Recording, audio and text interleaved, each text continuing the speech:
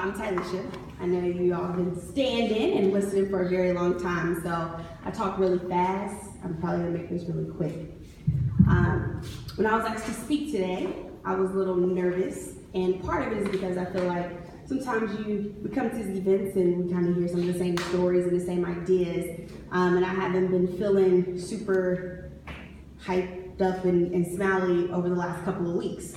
And so I ask that y'all bear with me, and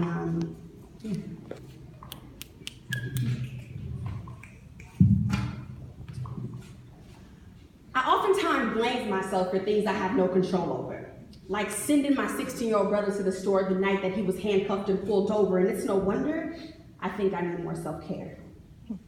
Because I oftentimes blame myself for moments and times when I should have been there. But then there are moments and times and places that I wish I could just erase.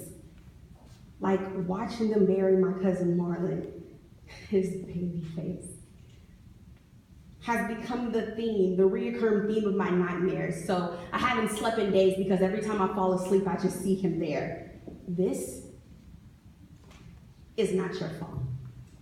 I keep telling myself through mindfulness and prayer, but he pops up again and I just see him laying there in that suit that he was supposed to wear to prom.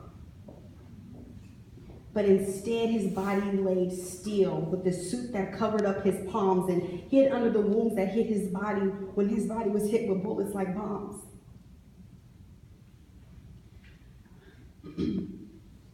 How can I move on?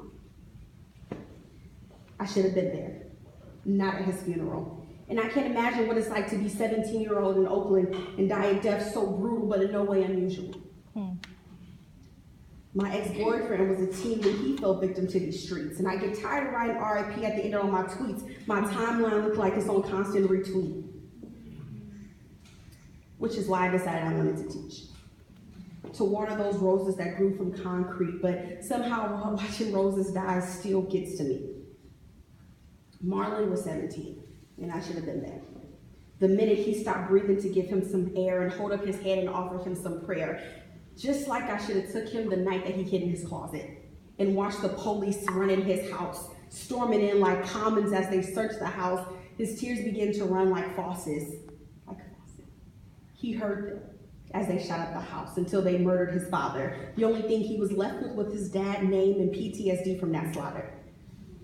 And I should have been there to suggest that he go see a therapist. But instead, my voice didn't come through like I was some type of ventriloquist, and I should have been there when his mother went to prison. Or maybe just signed him up to receive a free gift that Christmas, but I didn't. And I should have been there. When he got moved to those different schools and those different homes, instead of letting those dudes from the block promise to put him on, I should have been there. When his older brother was killed. But I had so many chills, I had no hope left to instill. And maybe I should have showed up. When we noticed his grades start to slip. Instead of telling him to stop giving his teachers so much lip over curriculum that had no grip, he was kicked out of class every time he interrupted. Yo, this class is hella whack. So he was labeled as disruptive, diagnosed with ADHD's, conversation of an IEP, systematically displaced, needed to clear his mind, so he got in fight so he could get suspended to leave that space. And I really should have been there to explain to his teachers that he was no fool. He can get his money, pay the bills, and still rock the latest shoes. He could rock that polo snapback. It had enough following, he had his own hashtag. He bought that chain that he's wearing, he didn't have to snatch that. So no, sir, I don't get why he's flunking in math class. And he talked so much he should have had an A in that speech class. He could debate me all the time. He would have been a winner on the debate team. He would have smashed, and I should have been there. 2 years ago when he needed a place to stay. But somehow my heart was contingent on whether or not he could bring up his grades. My heart was contingent on his grades. And for this to already be personal work for me, I still fell into that trap. And it took the death of my 17-year-old cousin to bring it right back. An analysis of his life proved that he was so set up. His father, his brother, and then he died by the trigger. It don't get up. It don't let up unless we get up. Sometimes I feel like I'm too young to be feeling this old. But when the life expectancy for a black male in Oakland is 22, their stories are foretold. Transformational change means nothing if we stand in our own light. Each person has their own plight. His grades weren't everything, just part of the fight. He has so many other things contributing to his struggle. So much on his plate to juggle that school became a muzzle. He needed to be free. In a place that cared about his reality.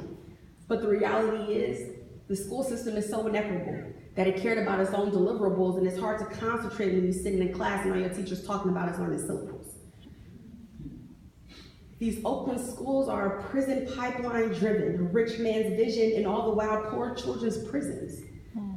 And maybe it took a death of my 17-year-old cousin to remind me of this mission, this child.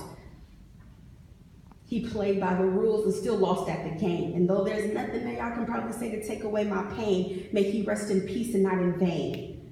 Because we all can contribute something. Mentoring a child, I promise you, won't be for nothing. And if y'all cannot find one, you can surely borrow one of my cousins. The pain is still fresh. I can hear the casket closing. Tears flowing fresh, his body become like tattoos. They just lie there frozen in time, in a movable space in this time. He was born into the city. He wasn't chosen. So just give a little more, if that's all you can give to our children in Oakland. Thank you. Yeah.